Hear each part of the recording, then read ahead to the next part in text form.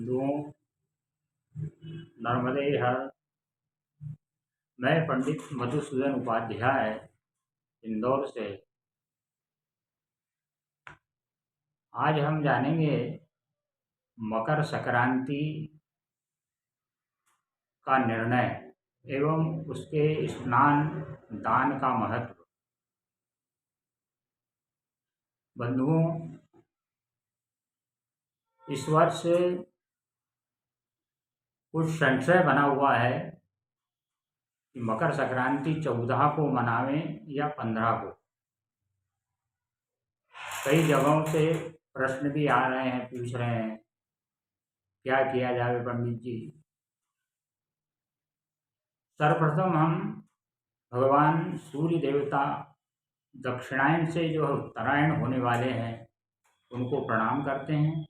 आदित्यस्य नमस्कारं ये कुर्वन्ति दिने दिने जन्मांतर सहस्रेषु दारिद्र्यं नोपजायते। जो भगवान सूर्य नारायण को नित्य प्रति नमस्कार करता है, उनको प्रणाम करता है, वह कई जन्मों तक जो है सो दरिद्र नहीं होता है। भगवान सूर्य नारायण प्रत्यक्ष देव हैं, इसलिए उनको जो है सो नित्य प्रति हम ब्राह्मण होने के नाते हमको अर्घ्य अवश्य देना चाहिए और गायत्री का जप अवश्य करना चाहिए। इस वर्ष 14 तारीख को और 15 तारीख को दोनों दिन जो है संक्रांति का पर्व है, क्योंकि जबलपुर से लेकर और जो है सो उज्जैन नीमच तक जितने भी पंचांग प्रकाशित होते हैं वे सर्वमान्य हैं और मेरे पास उपलब्ध 9 पंचांगों को मैंने देखा। उसमें 6 पंचांगों में रात्रि में जो है सो सूर्यदेव मकर राशि पर प्रवेश करेंगे और 3 पंचांग ऐसे हैं जिनमें दोपहर में 2:28 और 2:41 बजे दोपहर में जो है सो प्रवेश करेंगे। इस संबंध में निर्णय सिंधु का भी जो है सो मत है। निर्णय सिंधु के मत को जानने से पहले मैं यह बताना चाहूँगा कि आप जहाँ भी निवास करते हैं, स्थानीय आपके जो है सो भूदेव जो भी हैं, ग्राम के मंदिर के जो ब्राह्मण देवता हैं, वो जो बतावें, जो आदेश दें, उनका आदेश शिरोधार्य करके और आपको जो है सो ऐसे संशयात्मक व्रत त्योहारों को मनाना चाहिए। क्योंकि जो ब्राह्मण होते हैं वे पंचांगों को देखकर शास्त्रों के निर्णय से और अवगत कराते हैं, इसलिए उनका निर्णय हमको जो है सो मानना चाहिए। दूसरी बात, हम देखते हैं निर्णय सिंधु के अनुसार, निर्णय सिंधु में दिया है कि यदा तु सूर्यास्तात् पूर्वं संक्रांतिर्भवति तदो भयत्मते पूर्वमेव पुण्यकालः। अर्थात सूर्यास्त के पूर्व यदि संक्रांति होती है तो पूर्व दिन में ही पुण्यकाल होगा। अर्थात 14 तारीख को जिन पंचांगों में जिस स्थान पर 2:28 2:41 का दोपहर का समय दिया गया है मकर राशि में प्रवेश का सूर्य का, तो वे लोग जो है सो 14 तारीख को मना सकेंगे। फिर इसी का जो है सो मत है कि रात्रौ तु प्रदोषे निशीथेवा मकर संक्रमे माधव मते द्वितीय दिन एव पुण्यम। अर्थात प्रदोष काल में या रात्रि में सूर्य बदलते हैं तो द्वितीय दिन जो है सो पुण्य काल होगा, अर्थात 15 तारीख को। मेरी जानकारी के अनुसार जो 9 पंचांग थे उनको मैंने देखा, उसमें 6 पंचांगों में रात्रि 7:47 से यानी प्रदोष काल से लेकर के और 9 बजे तक का समय सूर्य के मकर राशि में प्रवेश का दिया है। तो इस अनुसार 15 तारीख को शास्त्रोक्त मनाना चाहिए।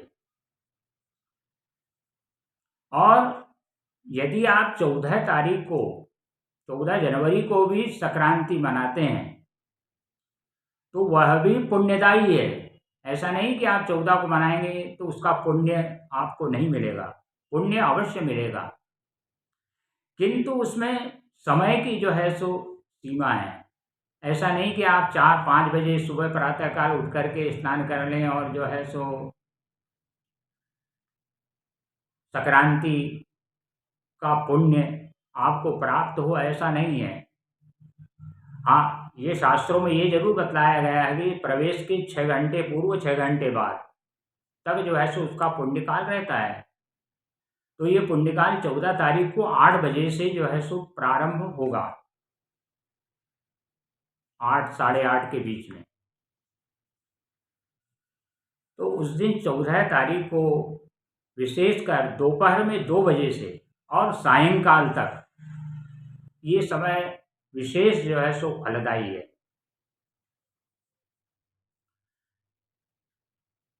तीसरी बात हम ये चर्चा करते हैं कि इसका निर्णय सिंधु में 40 घटिका तक जो है सो मकर संक्रांति का पुण्यकाल का समय दिया गया है। 40 घटिका यानी 16 घंटे तक।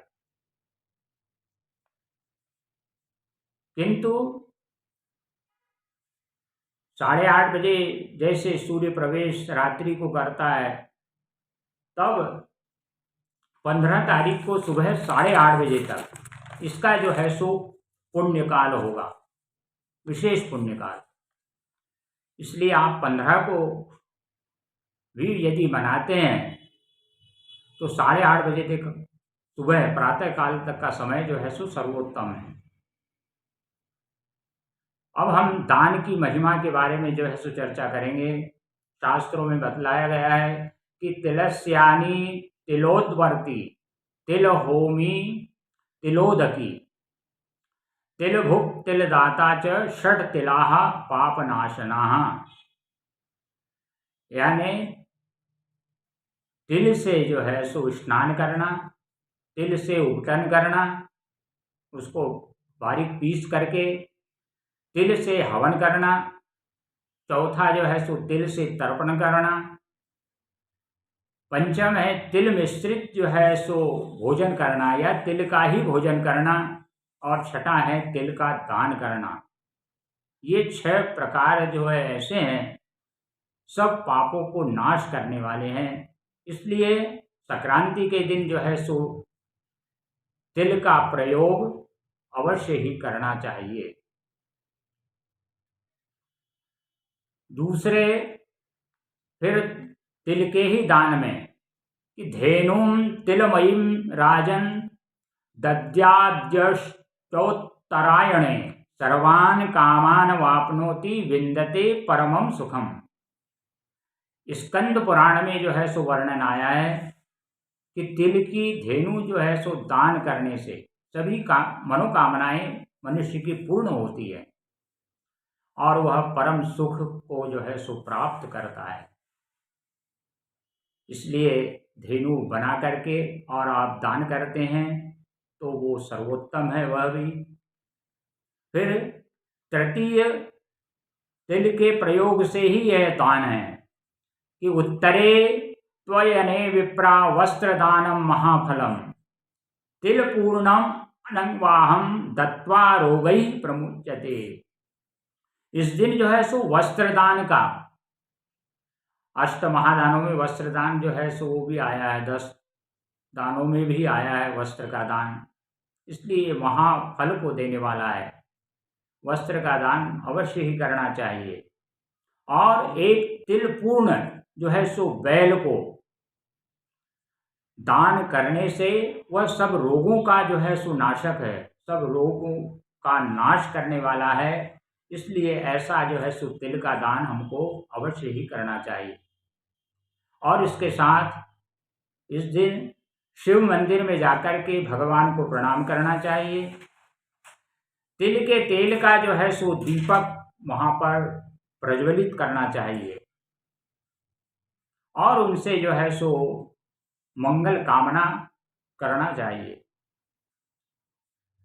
बंधुओं, मातृशक्तियों, आपको कोटि कोटि जो है सो प्रणाम करते हुए मैं यही निवेदन करना चाहूँगा कि आप किसी भी प्रकार की शंका कुशंका को जन्म न दें और 14 तारीख और 15 तारीख दोनों दिनों को में आप जो है सो संक्रांति का पर्व मना सकते हैं। उस दिन गंगा, यमुना, नर्मदा आदि जो है सो हमारी पुण्यदायिनी ये नदियों में स्नान करने का जो है सो विशेष फल है, विशेष महत्व है, ये पुण्य कारक है। और यदि हम वहाँ तक नहीं जा सकते तो घर में गंगा जल, नर्मदा जी का जल जो है सो अपने स्नान के जल में मिश्रित करके और तिल से स्नान जो है सो अवश्य ही करना चाहिए। नर्मदे हर।